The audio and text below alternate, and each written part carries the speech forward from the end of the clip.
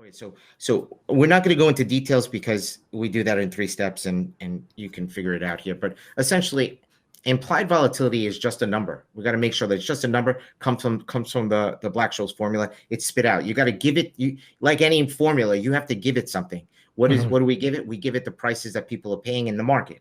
Okay, so what is that implied volatility? It's just a number. That number represents it's a percentage number, and on an annualized basis, it represents how much the stock can go up and down. So if the implied volatility is 30%, then over the course of 1 year, it says 30% up, 30% down. Okay, 30% up, 30% down. That's over a 1 year time frame. There's a formula to calculate what the thought is over 3 months, 6 months, and whatnot. Again, it's in 3 steps. So again, just a number gets spit out, implied. It's volatility that's implied by the Black-Scholes formula. Okay, so that's where you get the name implied by the Black-Scholes formula. Okay, how's it calculated? It's calculated by using the Black-Scholes formula. Okay, so there's no, you don't have to know how it's calculated. Okay, if you wanted to, you'd have to look at the Black-Scholes formula and you can run through the math, and that's how it's calculated. But essentially, if someone wants to, maybe the question is not how it's calculated, but what it represents. It represents what the market thinks the stock can move. So, for example, you have a stock that has a 60 volatility and a stock that has a 30 volatility, or a stock that has 150 volatility and a stock that has a 30 volatility. If I told you Workhorse versus Apple, which one do you think has a 30 volatility? Which one has 150? You would say Workhorse has 150, only because you know that Workhorse is a stock that is, could win, could not win, could be up, could be down. Nobody knows. Okay, so forget about how it's calculated. I think I think maybe the question is, how what does it mean? What does it mean in relation to the company? Or it's a formula calculated by the Black-Scholes formula, but it comes from prices, which come from the perception of what the stock and how the stock moves. Okay. So how's it calculated? We got that. Who controls it was the next question. Who controls it?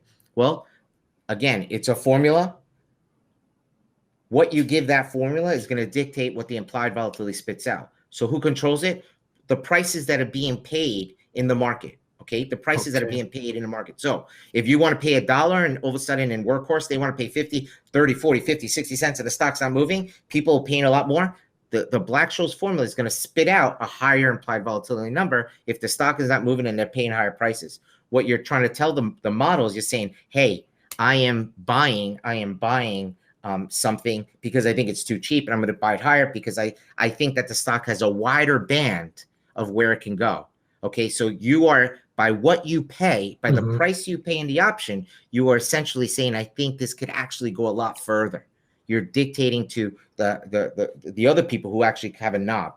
Because when we say who controls it, sure, the market makers, the Citadels of the world, they have this ability to change it however they want. So you pay something, it moves higher. Well, that offer that you just took, that was Citadel's offer. They don't have to offer more options at that price. They'll just raise it. So you pay 30 cents, they say, uh-oh, we're going to offer it at 35. You pay 35, we'll just offer it at 40. They are essentially moving their price, but they can do that by simply moving the volatility. It's like a dial, right? So they're not sitting there going 30, 35. They just, at one time, they see an inflow and the machine just says, we're going to take it up. Okay. We're going to take it up until you stop buying. How's that? I'm going to take it up until so that's how we control it. They control it only because they're the guys that you have to buy the options from. They're not dumb. And if everybody wants to buy it, they're not going to be the guys just sitting there saying, okay, we're going to sell you $1 million right here if you would pay, 30 cents higher for the same $1 million. Okay. So instead of losing out on 30 cents times $1 million options, which is how much? 3 billion. Is that 30 cents would be $30 million. Okay. So instead of that $30 million, then you would actually, we don't want to do that. We don't want to lose that money. And so we just raise it up. Now, how do they use it to make money? Like we just said, if they see everybody coming in quickly, they could just raise the prices. They could raise their offers. So when I can give you an example, if you were the market maker and you were selling an option at 20, it was 25 at 30, and you were there, and all of a sudden someone over here pays 30 cents, and then another guy comes in and pays 30 cents, and then another guy comes in and pays 30 cents. It doesn't take it's not, you have to be a rocket scientist to actually feel hey, there's a lot of people coming in. Another guy, 30, 30, 30. Citadel controls the whole game. And so when they see it, the machines just say, okay, got you. You can keep the first 5. The next 5, they're coming up here. And then all of a sudden, more people come. Boom, boom, boom. Taking 35, 35, 35. By the time they see the next group come in, they raise it to 40, 45. Mm-hmm. How many do you want? They don't know. They don't know how many people come to storage. It feels like 10,000 people coming in to buy one lots, and they're just moving it higher, higher, higher, higher, higher. So how do they make money? They make money by moving it as high as they can, okay? As high as they can, mm-hmm. selling it to as many people as they want up here. And then by the end of the day, they then reduce the price because the buyers stop. And guess what the buyers want to do after the stock moves? The buyers pay 30. They want to sell it at the end of the day because they're day trading a lot of this. It goes to 50. Like, I should sell this. Citadel doesn't want to pay 50. They didn't even want to pay 25. But because the market was 25, 30, we'll just keep it there. They don't even want to pay 25. So now the thing's coming back down. And because why? Because one person, the guy who bought it at 30, he's coming back into the store saying, I want to sell it. Meanwhile, the last people to buy it at 50 is done. He's walking out, and that whole rotation is just coming back. It's like in the store, out of the store, and then coming back in the store to sell it. Well, Citadel's not going to pay 50 for it. They never even wanted to, they don't even want to pay 40. They don't want to pay 35. So the minute the last buyer walks in, they reduce it all the way down to 25, 30. Maybe not so fast, but that's what they're trying to do. Right. And then that's how they are making their money on the option. In the meantime, they're actually buying stock in the morning when everybody's buying all those calls, they're actually buying stock. If the stock goes up a little bit, they actually make money on the stock.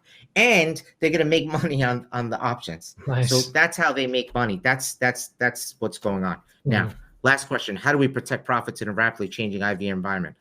In that type of game, there's really nothing you can do. You can try to sell it, but then you run the risk of being short options. And you could sell options. In this, options, I always say, is just a product. It's a leveraged product that you can buy or sell the leverage. And there's many different ways to make money using options.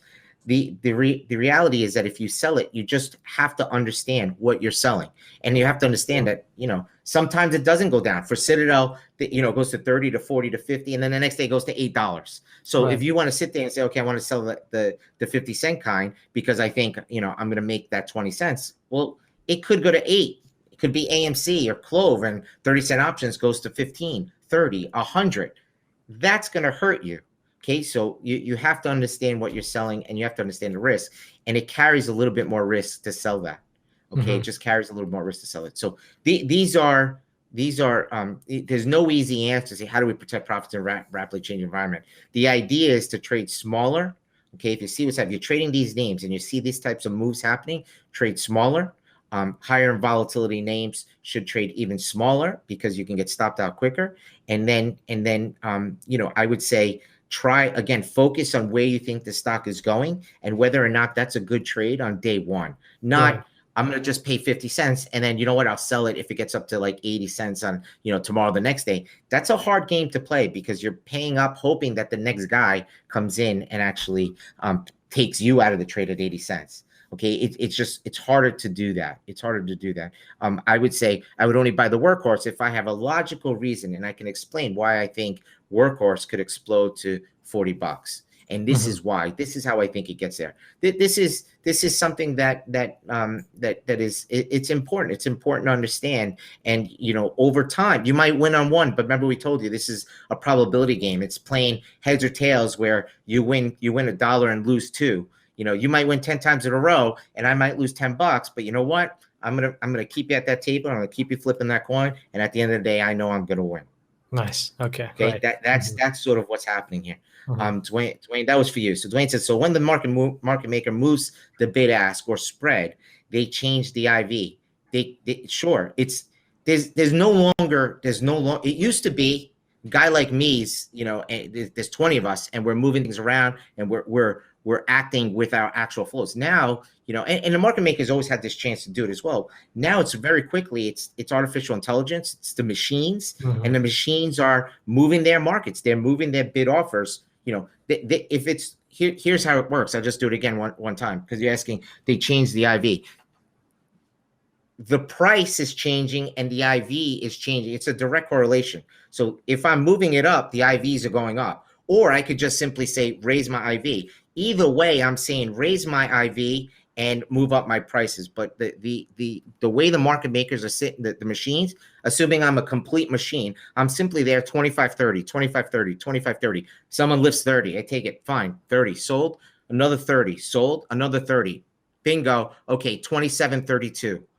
Okay, pay 32, pay 32, pay 32. Okay, we got ourselves a buyer here. It's actually, I know there's not one buyer. I know there's 6 buyers.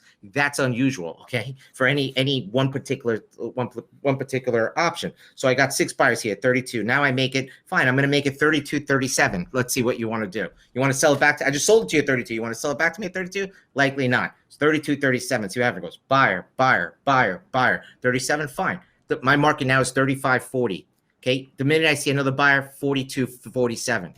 Okay, another 10 buyers, 48.55, right? And then all of a sudden, what happens? I see a seller. Somebody sells it to me at 48. Okay, I don't want to be buying it at 48. I'm going to move it quickly. 42, 40, that's all the market. That's what market making is. And as they're doing that all the way up, remember, it's the prices are going into the Black-Scholes formula. The Black-Scholes formula is spitting out an IV. That's a scenario where it's simply market making that's moving the pricing up. Remember, supply demand in the market and the prices are feeding into this black box, and the black box is feeding the IV. So the IV is just showing you. That's why when we look at the screen, the new options chain, and I'm showing you, look at the IV. The IV is a reflection of all of this activity. If the prices are going up with the stock not moving, the IV is going up. Okay, on the calls. And so that's why we look at IV instead of looking at price, because price, it becomes harder to tell because it's a relationship, price and stock. Price and stock is a relationship that's going to give the IV. So this is, again, what's happening. It's not rocket science. It's just the computers are fast and the computers know when someone is coming in the door. Okay, nice. But they're trading millions and millions of options a day. You don't have market makers like humans doing every little thing. What they're doing is monitoring a big machine. And you better believe it's like a machine. I bet you it's a machine on top of a machine. Okay, so basically it's the machines that are doing things. And then there's this risk management machine going, what's going on there? Because they don't want to let they don't want to let anything get away from them. Someone just buys. They take it all the way up. The machine on top of the machine is saying, raise it up higher, just overrun that machine. And then there's probably an alarm bell that brings a human to take a look at it and say, what's happening here? Fine. Maybe they want to get more aggressive or they do something else. Or they just, so that's the way, Citadel's probably got 20 traders that are maybe less. It's basically machines. They probably got 100 quants that are building the models and making sure everything is okay. And then they got, 10 to 20 traders monitoring certain sectors and certain spaces. And, maybe it's only 3, it doesn't have to be that many, but surely when something like Workhorse starts clicking, an alarm bell goes off and says, hey, take a look at this. And so a human might just look and say, good, keep it going. Actually get more aggressive, nice. Sell it to them, sell more right here. We would sell a lot more. And that's where the human steps in to sort of override what the machine might be doing. Likely that's what's happening. Likely. Okay. So this is, it's not just IV, it's pricing, market making, and there you have it. Nice. On that note, it's 2:04. I'm going to get out of here. I love it. Great lesson. Thanks, Felix. Right. Thanks, everybody. If you like it, like the video, and we'll see you tomorrow.